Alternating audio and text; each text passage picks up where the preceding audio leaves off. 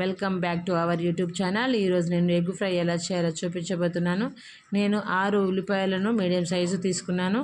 4 స్పూన్ల oil, 5 eggs అయితే తీసుకున్నాను. ఇక్కడ స్టవ్ పైన కడాయి పెట్టుకొని నేను 4 స్పూన్ల ఆయిల్ వేసుకొని నేను ఇక్కడ ఉల్లిపాయలలో ఖచ్చితంగా మీరు ఉప్పు వేసుకోండి ఫ్రెండ్స్, తొందరగా మగ్గుతుంది. చిటికెడు పసుపు, ఉప్పు వేసుకొని మగ్గిస్తున్నాను. ఇది మగ్గేలోపు నేను ఇక్కడైతే 5 ఎగ్స్ ఒక గిన్నెలో తీసుకుంటున్నాను. మనం ఎక్కువసేపు కాకుండా ఫ్రెండ్స్ 2 మినిట్స్లో అయిపోతుంది. Simple process.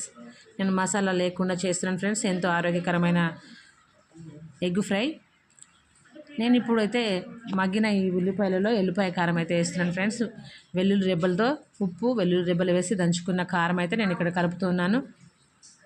మీరు ఎలా వేసుకుంటారో అది మీ ఇష్టం ఫ్రెండ్స్. ఇలా చేస్తే మాత్రం చాలా టేస్టీగా ఉంటుంది. కలిపిన ఎగ్స్ అయితే వేస్తున్నాను. ఎగ్స్ వేసిన తర్వాత మనం వెంబడే కలపకుండా ఒక 1 మినిట్ అయితే మూత వేసుకొని తర్వాత మనమైతే కలుపుకోవాలి ఫ్రెండ్స్. ఎంతో టేస్టీగా రుచికరంగా ఎగ్ ఫ్రై అవుతుంది.